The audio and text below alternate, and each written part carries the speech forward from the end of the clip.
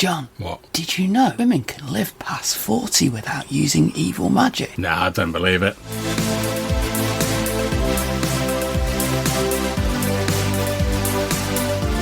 So, we quite often talk about things that annoy us in games. Yeah, that's true, yeah. RPG bugbears and stuff like that. And this is one of mine. Okay. So what are we talking about today then, love? The trope where there's a poor old woman that your adventurers have got to help in some way, and then, oh no, it turns out to be an evil magic user and she's the villain for the final bit. I've got to admit, I agree with you, that is a trope. I mean, even when you were saying that, oh, you see like an old woman, I was thinking, bet she turns out to be a witch or something like that. Yeah, that's because you're one of the worst people for it. Oh, all right, okay, so before I start getting loads of hate from people listening to the podcast... I mean, because John has encountered this many, many times and thus expects it, almost, because he's played so many D&D games. John isn't hating on old women. We're not here to talk about why that particular trope is a harmful thing. There are other YouTubers who've done it better, other podcasters who've done it better. So go watch some philosophy stuff, go watch some human rights stuff, grand. I'm just talking about the fact that you can have NPCs who are women who are over 40 and don't use evil magic. Yeah, and I entirely agree with you, love. It is a sort of well-worn and a bit of a tired trope by now. But as you were saying, well, like, I've been so conditioned by the games I've played in that when something happens, like, repeatedly and the result's always the same, you start anticipating that result, don't you? So I can't even count the number of D&D and fantasy games I've been in where, you know, you see like an old woman coming towards you and they turn out to be a witch. So as soon as someone, GM goes to like the lengths of describing an old woman like wearing a shawl and they're hunched over, my brain immediately clicks over and goes, witch. Yeah, so it's every single time, or it seems to me like it's every single time we encounter an NPC of a particular description. And often they invite you in for tea, often they do other things like very Grim Tales witch sort of.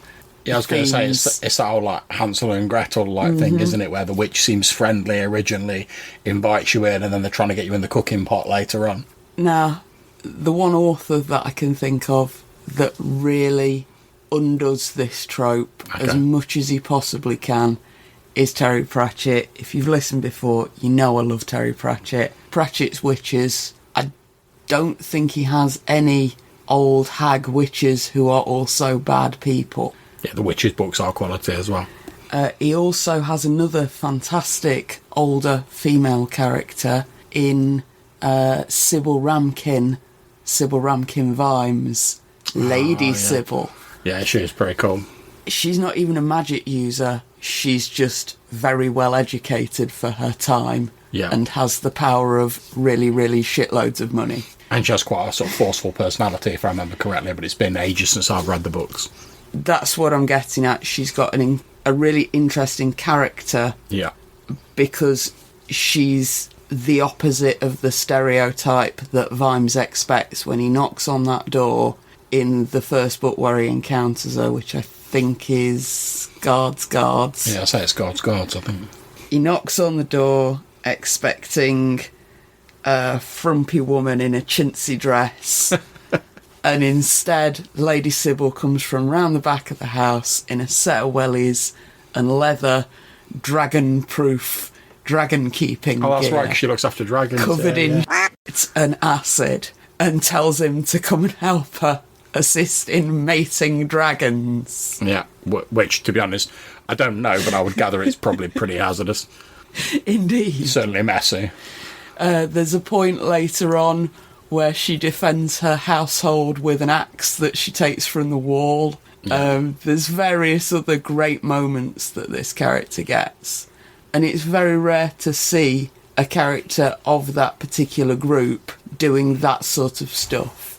Yeah, I mean, not to take away from, like, Terry Pratchett's achievements with that, but I certainly know my impression of the sort of Discworld books when they started was very much he sort of started with those stereotypes that we all know from fantasy, and he was trying to put his own spin on it or trying to sort of contrast it, which I know later on he developed more a coherent mythology for Discworld, but certainly the earlier books, there was sort of a pastiche of the fantasy stuff we expect, but with a little quirky twist put on, or something that sort of like threw a spanner in the works of what you were expecting. Yeah, it's something that he does quite a lot. Yeah. And the other character that this like particular trope is really explored with is Tiffany Aching, who I don't think you've read many of her books, have you? No, I haven't. There's some of the later books, aren't They are. So Tiffany's a little girl, and she's got dark hair, she's scruffy. Okay. She's a hard worker on the farm that she lives on, and she's got this book of fairy tales. Yeah. And there are 2 women in this book, or rather there's 2 types of women in this book. So princess and witches, I'm guessing. Indeed. And Tiffany knows she's never going to be a princess, so she decides, fair enough, I'll be the witch. Nice. And It's good to have goals in life, man. There's several bits where it like reads into the stories and what the lesson would be if the witch was like there to be teaching the lesson. But there's also a very telling part which is sort of poignant to what I'm getting at, although I can't quite articulate why. Early on in her story, and I think it's before any of the books actually, like the present timeline of any of the books kick in. Right, okay. There's an old woman in the village, and people say she's a witch. And then a little boy goes missing, and they go and burn the old woman's house down, and they kill the cat. I'm having flashbacks to that Darkness Falls film that we watched the other night. And then the old woman's left to die in the snow over the winter. Harsh. And Tiffany can see that this woman wasn't a witch. She goes and looks at the oven and measures it and sees that there's no way she could have cooked a child in there. She goes and plants flowers all over where the house was, and she buries the cat. Oh. And it's a really nice sort of recognition from Pratchett that these tropes are really awful, and that this awful stuff used to happen to people in Britain, still happens to people all over the world right now. I was going to say, I entirely agree with you. I was going to say one other thing that's interesting is, obviously I've not read the book, but you were describing how she measures the oven. She seems to take a very sort of scientific, for want of a better point of view, sort of approach to it. And it's interesting because obviously we tend to think of sort of science and superstition as being at the opposite ends of like the axis. And she's there she's using science and rationality to dispel this fearful, harmful myth that's sort of arisen in these superstitions that have led to him going, oh, she's an old woman living on her own, she must have like cooked him in the oven. And she's saying, well, no, that's not possible, because if you look at facts X, Y and Z, it can't have happened. So that's quite interesting as well, as a sort of reason versus superstition sort of thing. That's it. And it's all stuff that if you want to explore it in your game, go for it. But lazy tropes, I can't talk about lazy tropes about gay people or people of other races, because I know I'm guilty of using them many times, but also the shorthand's there for a reason, and I try and improve on that. And I'm just sort of highlighting this one trope, which, alright, I'm not quite 40 yet, but it's getting close to being me. Yeah, I mean, as you say, these sort of tropes are there for a reason, and it's because it's, for my mind, in part, it's because it's a convenient shorthand. Because if let's say you're running a D&D game in this sort of hypothetical scenario, and you want to have the players confront an evil witch as like the main enemy, you could spend ages like delving into like what the witch looks like, what the motivations are, stuff like that. But if you're like a time pressured GM and the witch is only going to be there for like a couple of hours in a particular session, it takes you far less time and sort of mental energy to basically fall back on that old trope of, the old hag who lives in the woods. And I'm not saying that's a good thing, but it's an understandable thing, because most of us, I mean, okay, granted things are a bit weird at the minute, but most of us who are working and stuff like that, we never have as much time as we want to like do a game prep. So you tend to reserve the majority of your prep for like what's the most important stuff. Now, if you were using like a witch as like the main bad guy of your sort of campaign, I'm sure you would put loads more effort into fleshing them out. But like witches and hags and stuff like that, they don't tend to be the main sort of bosses of a game. So whilst not approving, I can understand why people use that shorthand. So I suppose what I'm getting at here really is that if you're going to use a trope like this, you need to think about, just for a second, why am I using this trope? Yes. If it's because there's an in-joke with your group and everyone's happy with that in-joke, if it's because there's a cool story that you've got in mind and you've got some like interesting stuff to do with this particular character, yeah, that's all great. If it's because you can't be asked to use a different monster, you can't be asked to think of something, and you want to give the impression that you have, well, there's 1,000,001 pre-written adventures that you can find on the internet. Go and get one of them. Your players will thank you for it because it'll be a lot better planned. I think as well, I mean, another reason why this stereotype gets used is it is something that's sort of embedded in our minds from not just RPGs, but from other media. I mean, the classic I think of is like The Witch and the Wizard of Oz. You know, like the bad Witch and the Wizard of Oz. It's been with us since Shakespeare, since before Shakespeare. And I'm not saying it's not something you can use. Yeah. I'm saying if you're going to use it, it's the 2020s. Have a little think first, yeah? Yeah, I think you're absolutely right. I mean, I know like, I'm as guilty of it as anyone. When I think of like an evil witch, I think of like wearing all black, probably got a big hook nose, warty, pointy hat. But basically the witch out of The Wizard of Oz.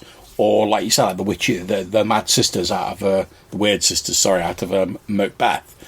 And one of the things I will say in D&D's favour, though, although they have a monster called a hag in it, which is by every stretch of the imagination, it is the stereotype of an evil witch. It is pretty much the monster that was designed for this trope. However, I will point out that in that, they are actually a specific race of outsider.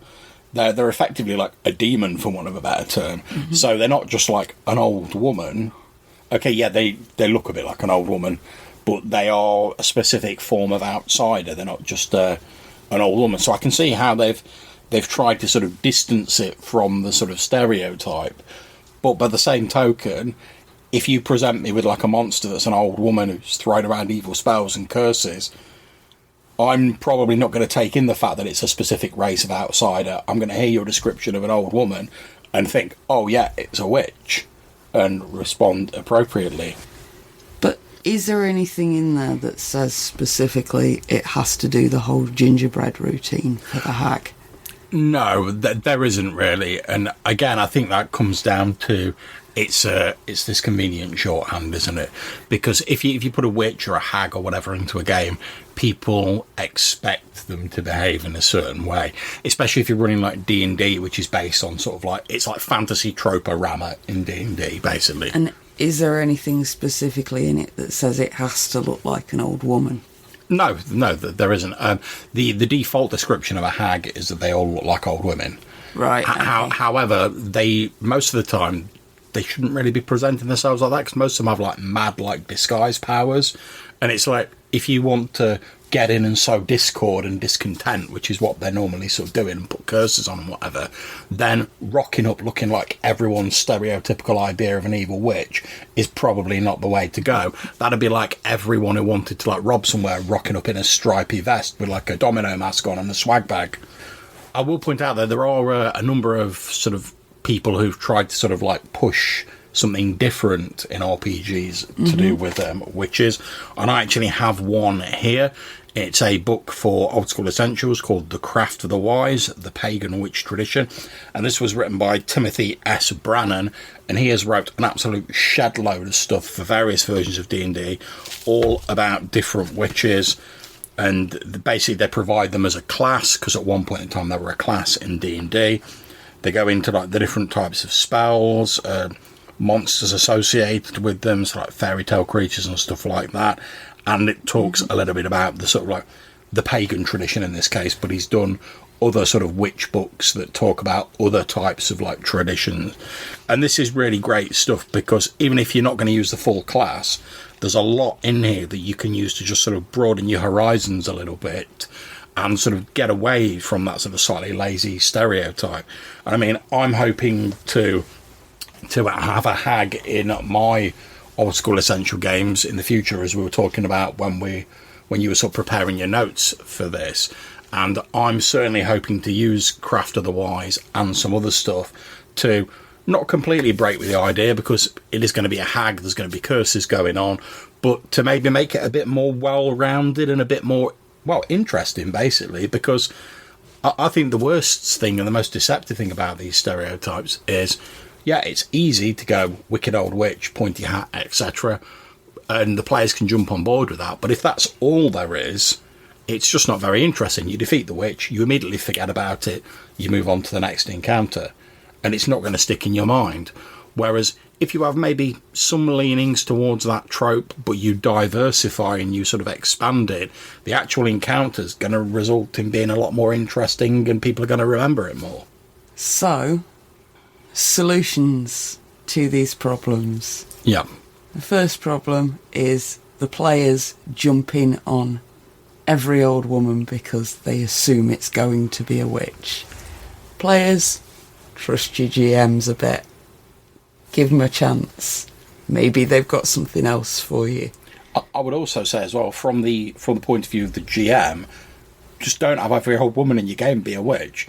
It's like, that was my next point. I've had, in this OSC game I'm running at the minute, there's been numerous sort of like old women who are like villagers and stuff like that, and most of them are sort of like, they're working on like weaving cloth, they're helping with the farm, they're doing other sorts of stuff you'd expect older members of like a sort of frontier village in my game to be doing, and none of them are spellcasters, none of them have got a whiff of the arcane about them, none of them can curse people.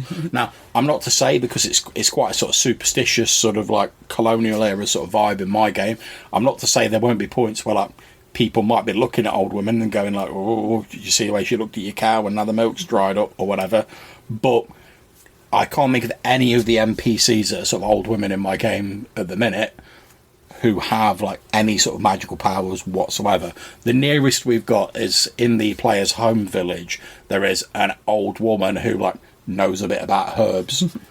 She knows what herbs she knows what dock leaves you can rub up when you've got like a nettle sting, that sort of thing. That's the nearest we've got. So, this is my other thought of possible solutions for this particular trope, or ways to improve gaming while looking at this particular trope. Mm-hmm. You start out your game, you run this classic gingerbread story, there is an evil hag witch at the end, the players kill him. Yeah. The village is now super paranoid about witches. And now, as you say, all the old women in the village are suspect. Innocent people in the so firing are some line. of the player characters, perhaps. All sorts of things. You could use this trope as a really good start-off point for some really interesting story, some really interesting drama between your player characters. Particularly if you wanted to do that sort of paranoia type game, where you're building up, is there a threat? What's the threat? Who's causing it? Or that mystery element.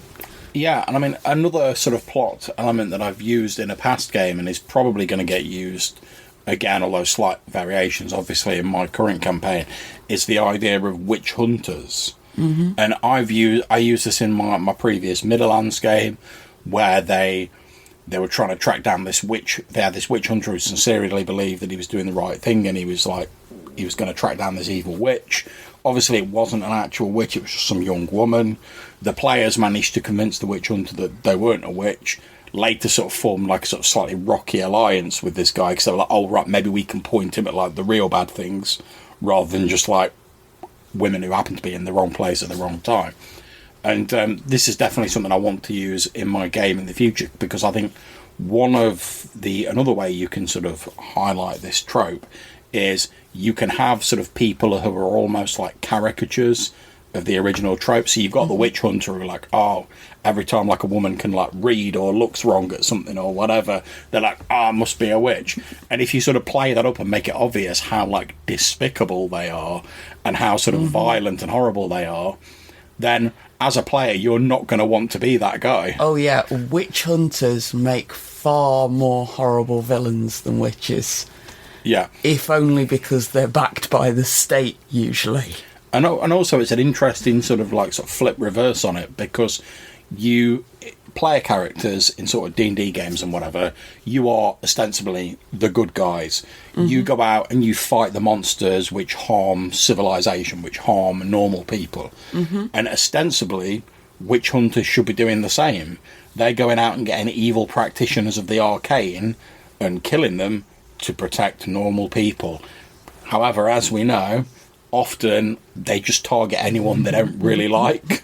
So if you can have that sort of NPC as a sort of dark, twisted reflection of the player characters, and you make it obvious that their motivations aren't pure and they're not targeting just like actual evildoers, then you can sort of shine a light on that to players and make them sort of reconsider like their own motives, perhaps.